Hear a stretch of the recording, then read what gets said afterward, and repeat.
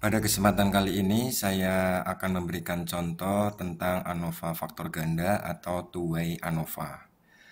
Seorang dosen ingin mengetahui pengaruh metode pembelajaran yang terdiri dari tradisional dan flip, dan tingkat kemampuan awal mahasiswa yang dikategorikan rendah dan tinggi terhadap nilai ujian akhir.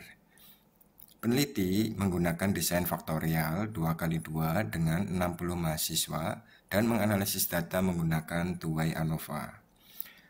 Dari contoh kasus itu, kita ingin mengetahui apakah cara mengajar tradisional dengan flip berpengaruh terhadap nilai mahasiswa tanpa melihat apakah mahasiswa itu berkemampuan tinggi atau rendah. Yang kedua, apakah tingkat kemampuan awal mahasiswa berpengaruh terhadap nilai ujian tanpa memperhatikan metode pembelajarannya. Yang ketiga, apakah pengaruh metode pembelajaran berbeda tergantung pada kemampuan awal mahasiswa. Kita akan melakukan uji hipotesis untuk contoh kasus di atas, namun sebelumnya kita akan melakukan uji asumsi ANOVA terlebih dahulu yang terdiri dari uji normalitas dan uji homogenitas serta independensi. Berikut contoh datanya. Ini adalah data atas kasus tadi atau contoh soal tadi, di mana ada dua metode pembelajaran, yaitu tradisional dan flip. Dan kemampuan mahasiswa yang terdiri dari kemampuan rendah dan kemampuan tinggi. Dan ini adalah nilai masing-masing mahasiswa. Kita akan memasukkan data ini ke dalam SPSS. Sebelum menginput data, kita akan menamakan untuk masing-masing variabel. Yang pertama adalah metode, yang kedua adalah kemampuan, yang ketiga adalah nilai. Untuk variabel metode akan kita buat seperti ini. Pada value label, value 1 itu untuk metode tradisional, yang kedua itu metode flip, lalu oke. Sedangkan untuk variabel kemampuan kita akan membuat seperti ini. 1 itu untuk rendah, 2 untuk tinggi, lalu oke. Kemudian kita akan memasukkan atau menginputkan data-datanya berdasarkan dari data Excel tadi. Karena kategori untuk masing-masing metode dan kemampuan sudah kita labelkan, di mana tradisional itu 1, kita akan buat sebanyak 30 mahasiswa, kemudian 2 untuk flip,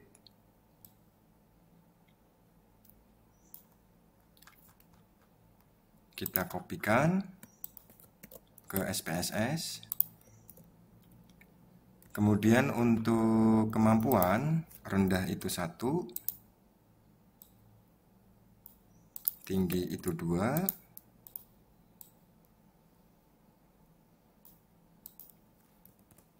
demikian juga yang ini 1,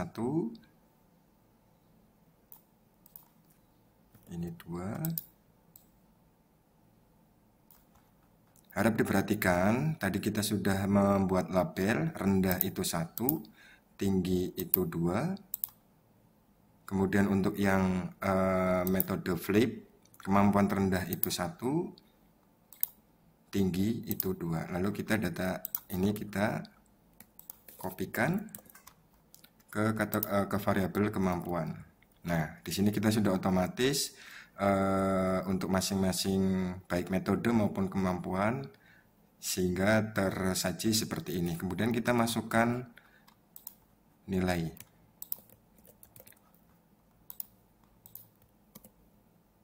Nah, kita sudah menginput datanya ke dalam SPSS.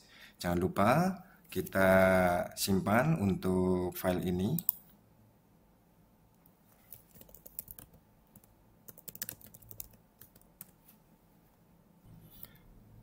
Sebelum kita melakukan analisis variansi, kita akan melakukan uji asumsi ANOVA. Yang pertama adalah uji normalitas.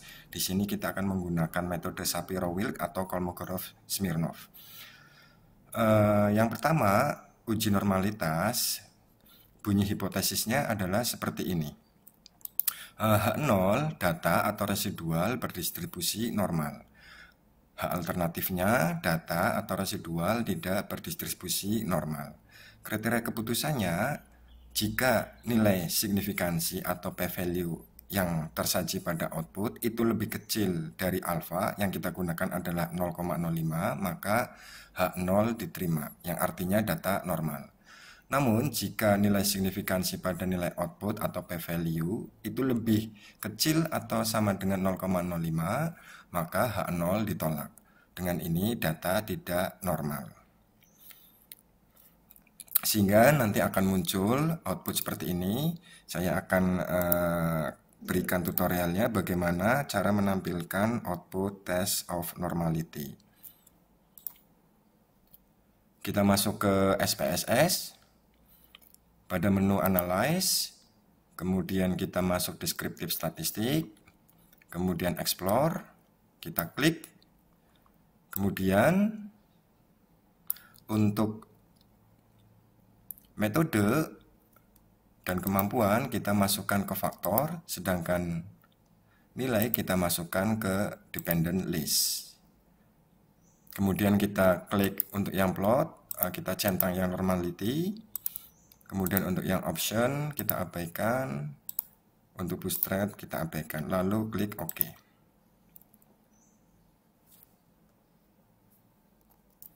Maka akan muncul output SPSS seperti ini.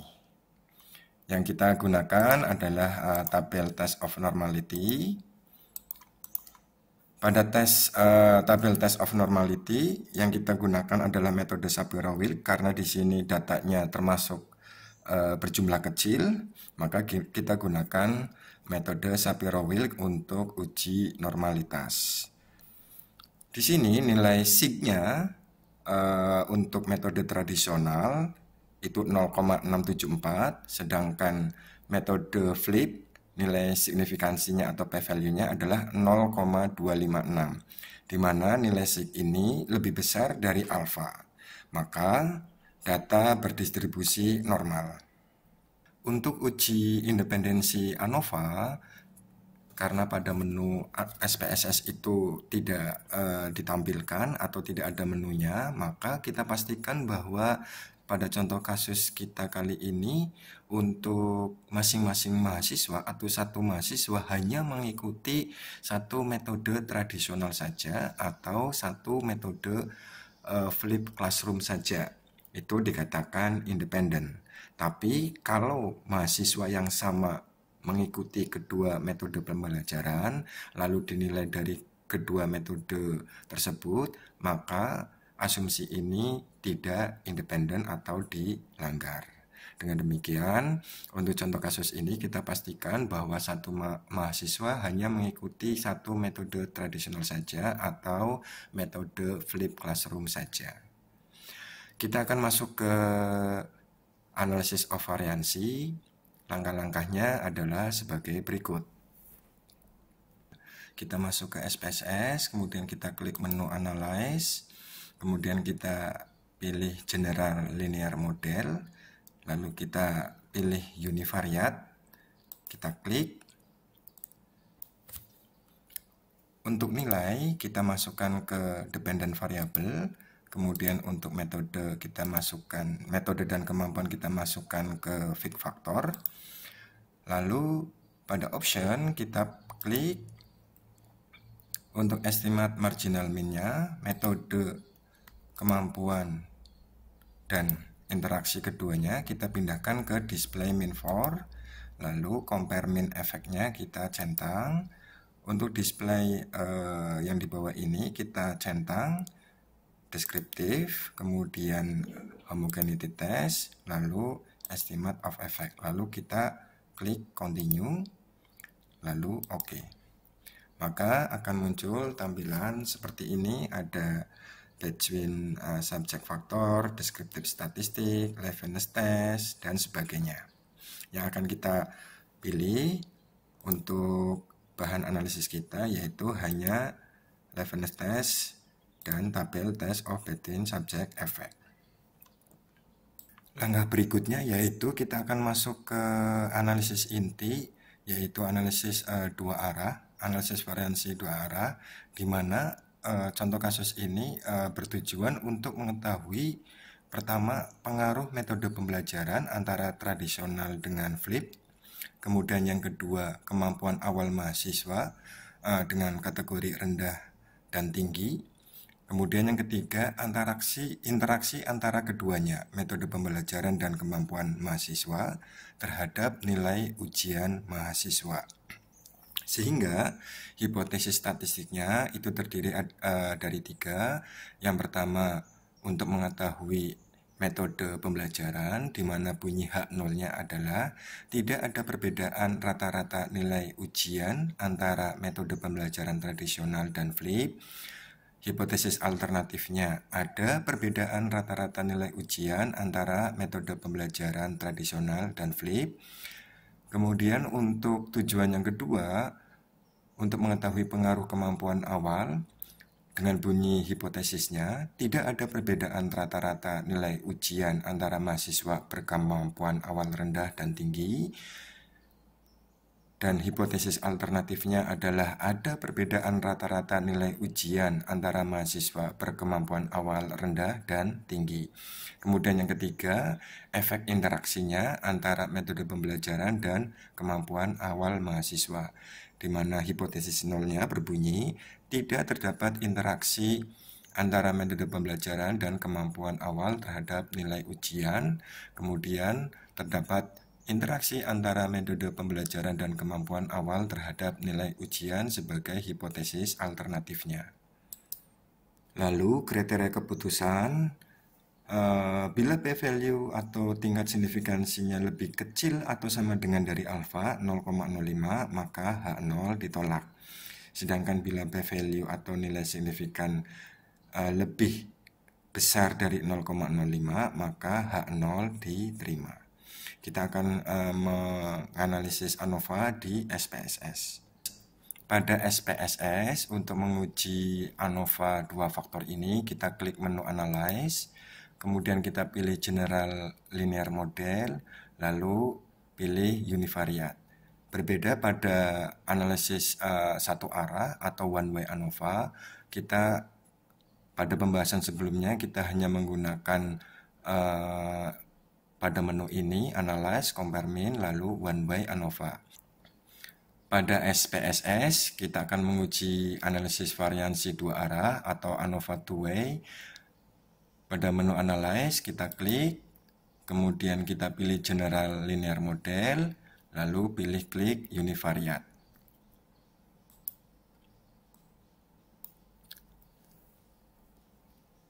Untuk metode dan kemampuan, kita masukkan ke dalam fixed factor, kemudian untuk nilai kita masukkan ke dalam dependent variable. Lalu pada tombol option kita klik. Untuk metode, kemampuan, dan interaksi keduanya kita pindah ke DisplayMean for. Lalu kita klik Compare Mean Effect. Kemudian pada displaynya ini kita centang descriptive statistik, estimate, dan homogeneity testnya. Lalu klik continue. Lalu klik OK. Maka akan muncul output seperti ini. Ada tabel deskriptif, Leibniz test, kemudian test of between subject effect-nya, dan sebagainya. Yang kita akan gunakan adalah tabel Leibniz test sama test of between subject effect. Kita akan menginterpretasikan hasil output di SPSS tadi. Yang pertama kita akan melihat uji asumsi ANOVA dari homogenitasnya. Tujuannya untuk memastikan bahwa variasi data antar kelompok perlakuan adalah sama atau homogen, di mana bunyi hipotesis statistiknya adalah varians antar kelompok sama atau homogen Hak alternatifnya, varians antar kelompok itu berbeda atau tidak homogen.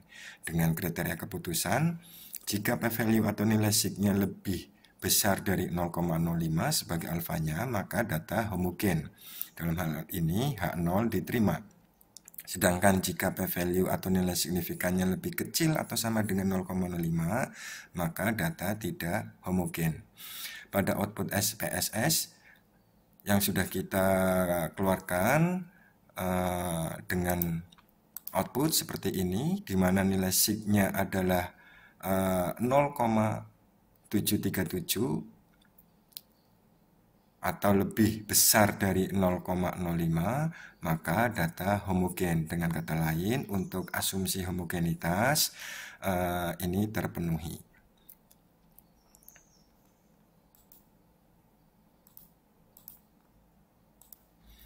Lalu masuk ke output untuk analisis variansinya, kita melihat pada tabel test of between subject effect-nya. Kita akan melihat metode, kemampuan, dan interaksi antara keduanya pada kolom signifikansi. Untuk signifikansi variabel metode itu nilai p-value-nya atau nilai sig-nya itu 0,001 atau lebih kecil dari 0,05, maka metode pembelajaran ini berpengaruh signifikan terhadap nilai ujian mahasiswa. Sedangkan kemampuan awal mahasiswa juga berpengaruh signifikan terhadap nilai ujian karena di sini nilai p-value-nya atau nilai sig-nya adalah 0,00. Sedangkan interaksi antara metode pembelajaran dan kemampuan awal, nilai p-value-nya adalah 0,832, di mana nilai ini lebih besar dari alfa, yaitu 0,05, yang berarti pengaruh metode pembelajaran terhadap nilai mahasiswa konsisten pada semua tingkat kemampuan.